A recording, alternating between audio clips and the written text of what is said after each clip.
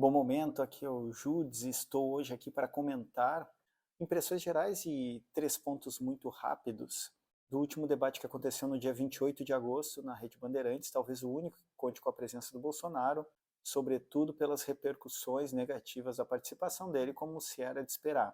Nesse debate, a primeira coisa que se faz notar é que faltou uma candidatura à esquerda ou mais à esquerda, o que enriqueceria bastante o debate. Nós não tivemos a presença da Sofia Manzano, do PCB, e nem do Léo Péricles, da UP, o que torna um pouco menor o espectro de discussão, partindo da centro-esquerda, representantes do centro, centro-direita, direita e extrema-direita. O que havia mais à esquerda é a candidatura do Lula, que seria mais centro-esquerda, ou para alguns até centro. Há três cantos da sereia ali acontecendo nesse debate como candidaturas para derrotar o Bolsonaro e o projeto neofascista, que me parece que é o grande objetivo dessa eleição, pelo menos deveria ser.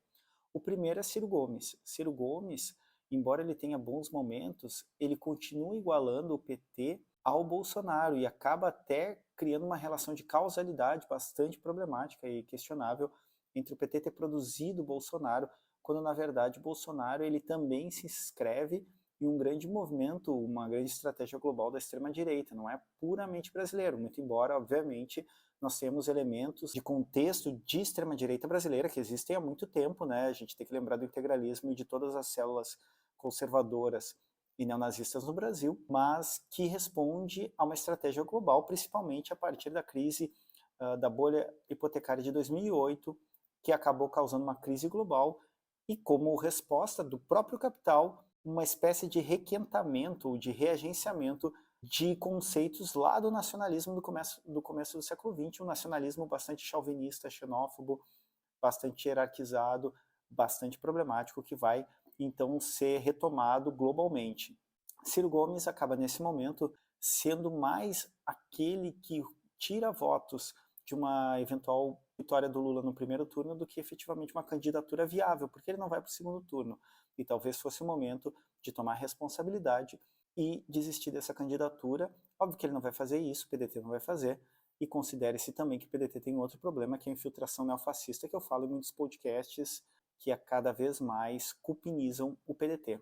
O segundo canto da sereia, que eu vou chamar, é a Simone Tebet, do MDB. Ela teve críticas muito boas ao Bolsonaro, inclusive ela e a Soraya, que foi uma senadora do PSL, que se elegeu em cima da propaganda bolsonarista, a senadora do Bolsonaro dizia a propaganda dela, fizeram as críticas mais contundentes e importantes ao governo do Bolsonaro. E isso foi um ponto extremamente positivo. O que a gente não pode esquecer é que a Tebet ela é do MDB, partido que sempre teve no governo, sempre teve no poder, e ela também tem relações, então, com os agropecuaristas do Mato Grosso do Sul e com a bancada agro, do grande agronegócio. Ela, inclusive, aprovou uma lei para indenizar proprietários de terras em terras indígenas. Então, bastante problemático. O MDB tem aquela tradição de ser uma direita tradicional, uma direita que prega a civilidade, entrega desigualdade, privatiza, age com corrupção. Então, o MDB de sempre que a gente conhece. E o terceiro é o Felipe Dávila, que é o porta-voz do neoliberalismo, do ultraliberalismo, que é o Partido Novo, cuja única receita é privatizar, entregar para o capital financeiro, como se empresas sempre fossem bem geridas, como se empresas não tivessem problemas de corrupção, de desvio de verba, como se não falissem, como se não tivesse possibilidade de dar errado a gestão empresarial.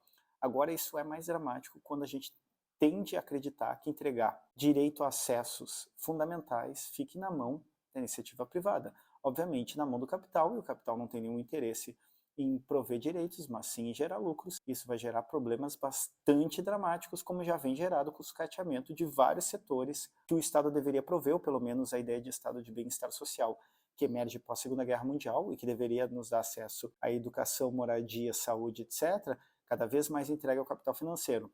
O Felipe, que é uma versão genérica do Amoedo, porque todos do Partido Novo respondem aos mesmos interesses do capital, e é um partido de banqueiros, né, basicamente, ele reclama do fundão eleitoral, mas ele tem um patrimônio de 26 milhões de reais, ou seja, para ele não faz diferença, assim como a maioria daqueles que fazem parte do Partido Novo. Então, a grande questão, né, nesse debate fica, na minha leitura, muito marcados em Ciro Gomes, como aquele que pode tirar votos do centro, da esquerda ou de uma centro-direita moderada, com Simone Tebet como o projeto do MDB, que é um projeto que a gente já conhece de sucateamento de privatismo, e por fim, o Felipe Dávila do Partido Novo, que é propriamente o representante do capital financeiro e do neoliberalismo. Lula, nesse debate, ele começou muito mal, muito morno, a estratégia foi fazer um contraste a partir da memória de como foi seus governos de ascensão social com o Bolsonaro, mas ele teve pelo menos duas boas oportunidades de criticar o Bolsonaro, ele preferiu não fazer. Em relação à corrupção, foi um momento que o Bolsonaro deixou essa bola quicando para ele. Bolsonaro se enforca sozinho, ele teve um ataque totalmente misógino, porque ele é um fascista, ele não sabe lidar com mulheres. Com a Vera Magalhães ele teve um ataque de misoginia, e foi muito mal na repercussão nas redes. Então, esse debate possivelmente seja o último do Bolsonaro. Lula foi morno e nós tivemos, então, 3 cantos da sereia: Ciro Gomes, Simone Tebet e Felipe Dávila. Cada um representando uma aposta e um risco, pelo menos para aqueles como eu, que acham que a nossa tarefa histórica atual é derrubar o regime neofascista de Jair Bolsonaro. Era isso, vamos arriba!